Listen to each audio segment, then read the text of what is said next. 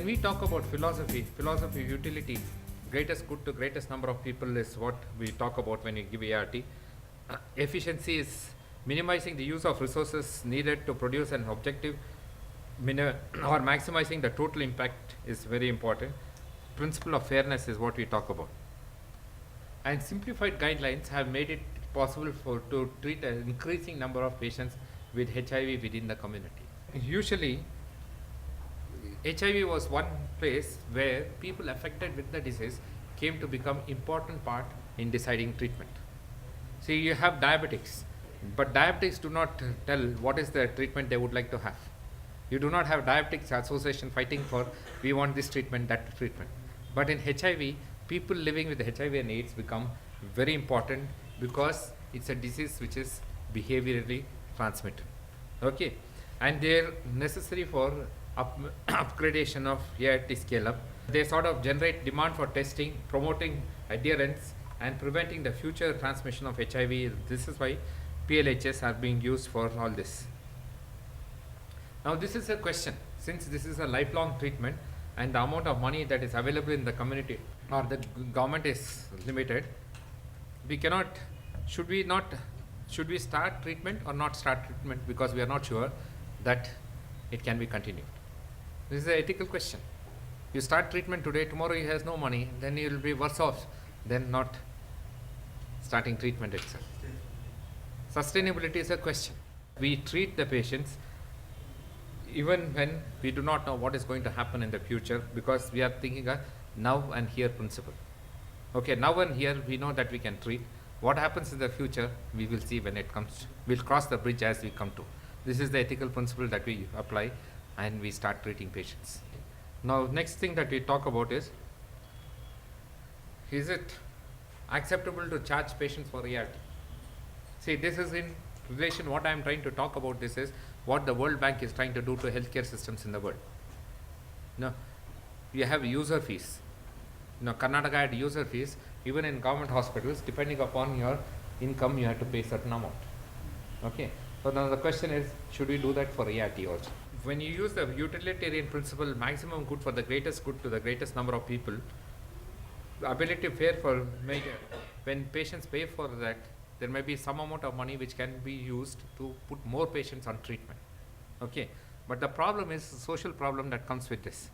For many people, even that low charge for drugs creates an insurmountable barrier for commencement of treatment. And patients may discontinue the treatment even if they cannot afford that low charge that takes place. So now that is why when you look at ART treatments, most of the places, even though it is WHO supported, I am not talking only of India, is always free for the patients in the government sector training. Now here is Mr. Anand, who has been diagnosed to have pulmonary TB. He has defaulted on medications twice. He has completed his treatment and is directed to be declared to be free from pulmonary TB. He is HIV positive. He has a sponsor who has agreed to provide him with money for the drugs. What will you do?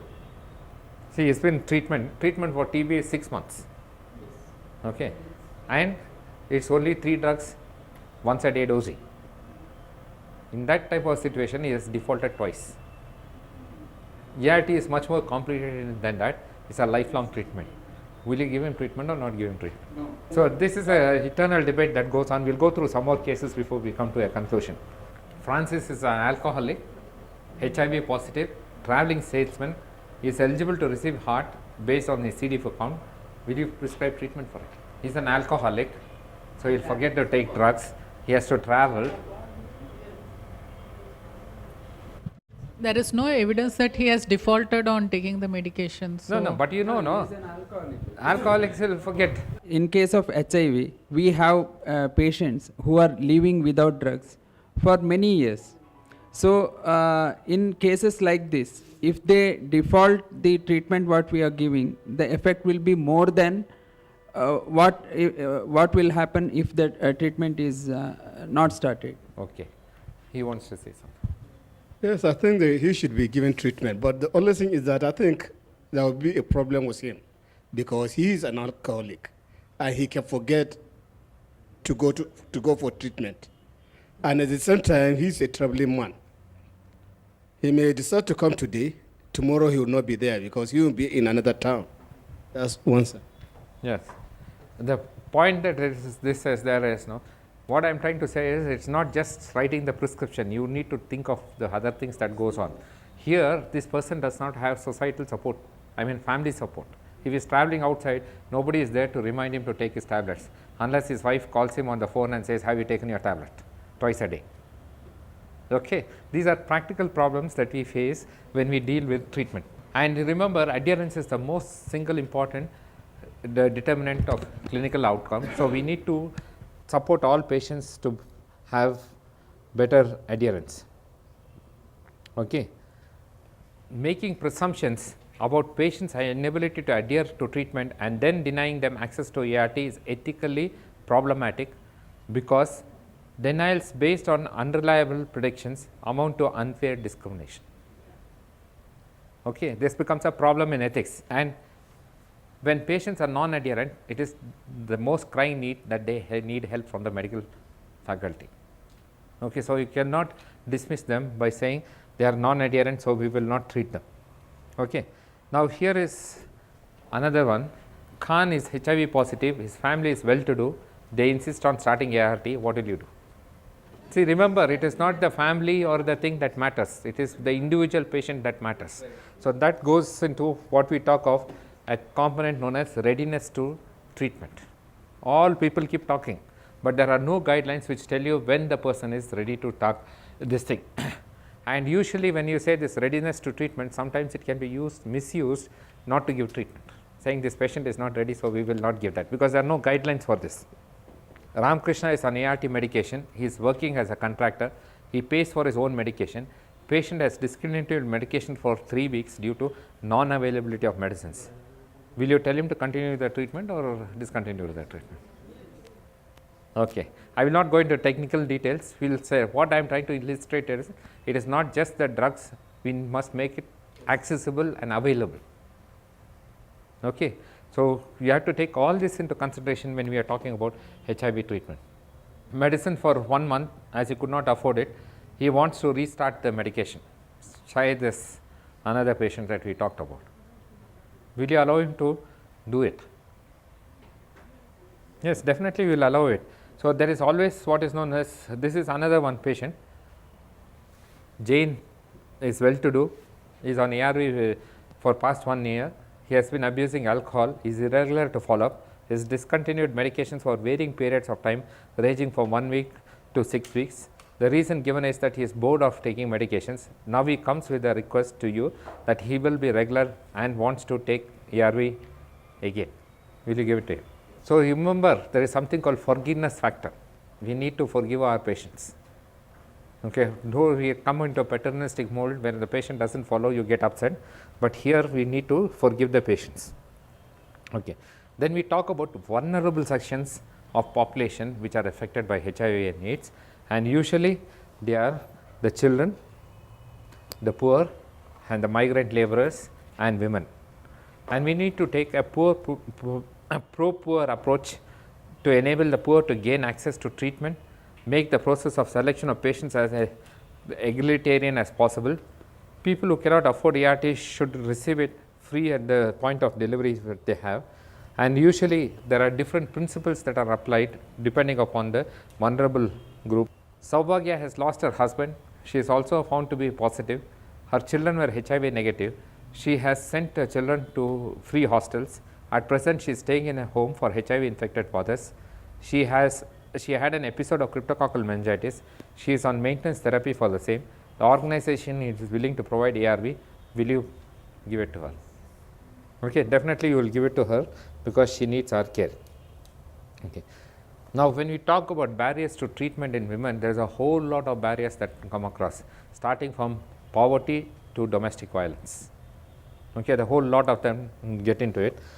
Then when we talk about children less than 15 years will be provided treatment, and I just want to see these 2 cases to contrast how difficult it is to handle children with HIV. You know, everybody says children have to be taken care of, but nobody thinks of child as an individual. Okay, we know the hemophiliac 10-year-old, he was found to be HIV positive about 4 years ago. His doctor has put him on medications for HIV infection since the last 2 months. He does not understand why he has to take bad tasting medicines every day. You know, it's quite hale and hearty. And a 10-year-old child, what will you understand? It is important. Or he has Swati, a 7-year-old girl. Mother died when she was 1 year old. She has been taking care by her father and her auntie. She cannot understand why she has to take medications every day when she has no other problems. Okay? And adherence becomes a major issue when you are dealing with children. And politically, it makes very grand sense to say that you are taking care of children with antiretroviral drugs. We have 50. Clinton Foundation says we will give medicines to all the children who are infected with HIV and AIDS. But they never talk about the problems that are associated with HIV, AIDS and children. Okay. Now, next we come to HIV and marriage. Okay. Supreme Court, I will again come to this at the end when we talk about legal cases. Supreme Court decided that marriage is a physical, psychological and social union of two souls that they become one, and it is the very basis of the society. And now the question is it a human right? Okay, it is a human right. Is it a fundamental right? It is not a fundamental right, that is the point. See, when you say it is a fundamental right, it should be enshrined in the constitution, and if it is not enforced, you can go and sue the government. Okay, I cannot go and sue the government saying I am not married, get me married. Okay, it is a human right, definitely it is a human right. Okay, so this has to be very clear in mind when we talk about it. Now, I have put 2 cases here to talk about confidentiality and consent, which is important when you talked about the previous things.